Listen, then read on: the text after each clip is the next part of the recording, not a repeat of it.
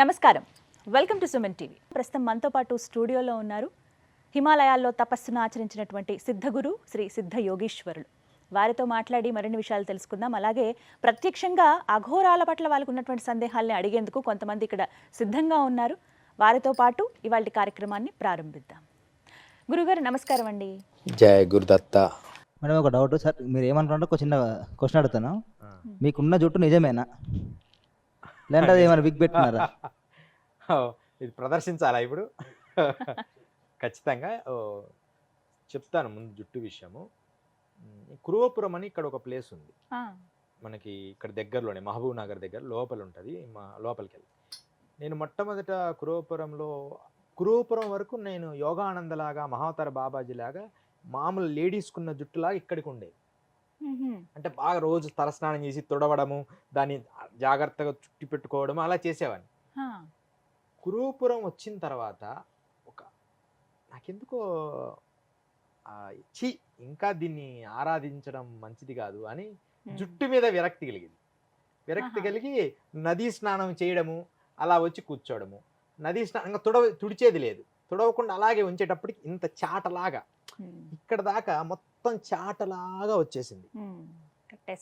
మొత్తం కట్టేసి చాటలాగా అయిపోయింది, ఇట్లా లేడీస్ లాగా అయిపోయిన తర్వాత అలాగే నర్మదా తీర పరిక్రమ చేశా. అలాగే జూనాగఢ్ వెళ్ళిపోయిన తర్వాత నర్మదా తీరంలోకి వచ్చేటప్పటికి ఒక ఆయన మెడ ఇట్లే ఉంటుంది, ఎక్కువ బరువు ఎక్కువ అవుతుంది, మెడ ఇలాగే ఉంటుంది. అప్పుడు దాకా బరువు అనిపించేది కాదు, ఎందుకంటే హాయిగా ముడేసుకునే తేలిగ్గా ఉండేది. బరువు ఎక్కువ అవుతుంటే ఒక అఘోరి ఏం చేశారంటే, ఒక గురువు గారు ఎక్కడంటే కరెక్ట్గా మహేశ్వర్, అంటే నర్మదా చాలా వరకు కంప్లీట్ చేసి మహేశ్వర్కి వచ్చి తాకట్టులో ఉన్న బంగారాన్ని విడిపించి ఆ రోజు ఆన్లైన్ రేటుకే మేము కొంటాం. Sharma gold company. ఇట్లా అంటే కొంచెం ముడేసుకునేటట్టుగా. అప్పుడేమైంది, ఎక్కువ శాతం ఎడమ భాగానికి వచ్చింది, కొప్పులాగా. కుడి భాగం తగ్గింది. సరే ఎడమ భాగమైన అప్పుడు మెడ ఇట్లా ఉంటున్నది. తర్వాత ఒక 4 ఏళ్ల క్రితం వరకు, 3 ఏళ్ల క్రితం ఇలా మాట్లాడేవాడిని. ఎక్కువ శాతం ఇప్పుడు ఈ భాగంలో ఎక్కువ ఉండేది. ఆ భాగంలో కట్టి అక్కడ కూడా శివలింగం లాగా అట్టగట్టుకుపోయింది. ఇక దాన్ని ఎట్లా చేయాలా మేడం, మీకు ప్రాబ్లం వస్తుంది అని చెప్పిండు డాక్టర్. కొంచెం ఇట్లా అయిపోతుంది, రోజు ఇట్లా పెట్టి ఇలా మామూలుగా గౌరవాలు ఏం చేస్తారంటే సన్న పాయలుగా చేసి దారాలు చుట్టి దాన్ని ఒక క్రమబద్ధం చేసి వదిలేస్తారు. నేను అంతకంటే వైరాగ్యంగా ఉండాలని అప్పుడప్పుడు అనుకోకుండా పిచ్చి ప్రయోగం అనమాట. అంటే నేను ఇంకా దేన్ని పట్టించుకోకూడదు. అప్పుడప్పుడు అనిపిస్తుందమ్మా సడన్ గా అన్ని వదిలేసి వెళ్ళిపోదాం, కానీ గురువులు చెప్పారు కాబట్టి ఉందాం అని. అప్పుడు ఏమైందంటే దాన్ని మళ్ళా జాగ్రత్తగా ఇప్పుడు మీకు చూపిస్తాయి, చూడండి.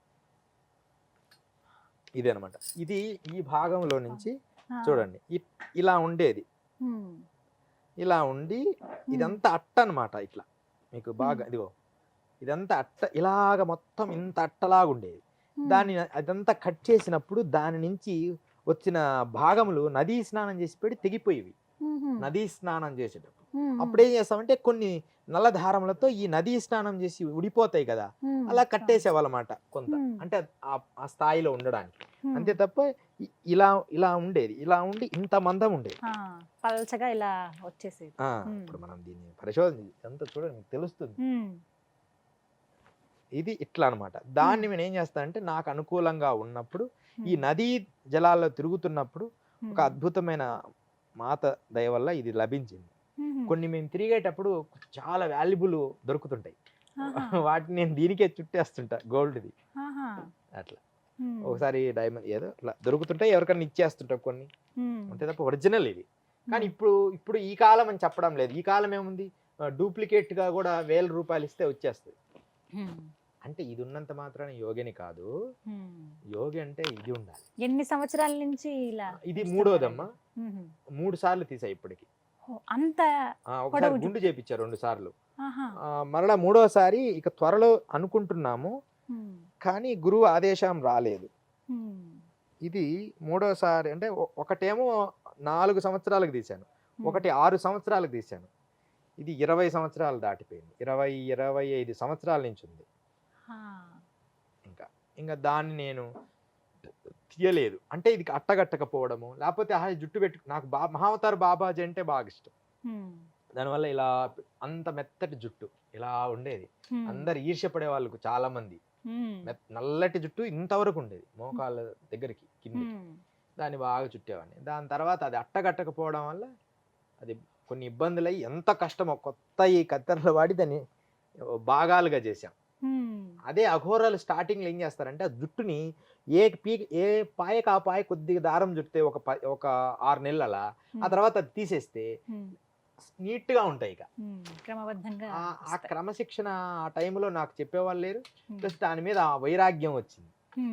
అందుకని అలా జరగడం వల్ల వచ్చింది. ఇదంతా ఒరిజినల్ జుట్టే. సందేహం తీరిందా? ఒరిజినల్ చాలా చక్కటి ప్రశ్నలు, మీకున్నటువంటి సందేహాలు అడిగారు. మిమ్మల్ని ఏమైనా ఇబ్బంది పెట్టుంటే క్షమించండి. లేదమ్మా, ఎందుకంటే అందరికీ ఆసక్తి ఉంటుంది, ఒక కుతూహలం. ఏమిటా, ఎలా ఉంటారు అఘోరాలు అసలు, ఆహార విషయంలో చాలా మంది మంచి వాళ్ళు అఘోరాలు. అంటే ఇప్పుడు కాదు, కరెక్ట్ మంచి వాళ్ళు చూడాలంటే మాలాంటి వాళ్ళతో రావాలి. ఎంత ప్రేమిస్తారో ఆ సాంప్రదాయంలో, వారు దేనికి హాని చేయరు. చెడు జరిగే వాటిని తప్ప మంచి వాళ్ళని ఎప్పుడు ఆరాధిస్తుంటారు. అంటే ఏదైనా సరే భయపడాల్సిన అవసరం లేదు అఘోరాలంటే, అదొక విషయం అయితే భయపడాల్సిన అవసరం లేదు, కానీ తెలిసిపోవాలి. మరి అఘోరి అవునో కాదో, విభూతి పూసుకున్నోడంతా అఘోరి కాదుగా. నేను కొంతమంది అంటారు మీరు ఒళ్ళంతా విభూతి పూసుకోలేదే అని. నిజమే కదా.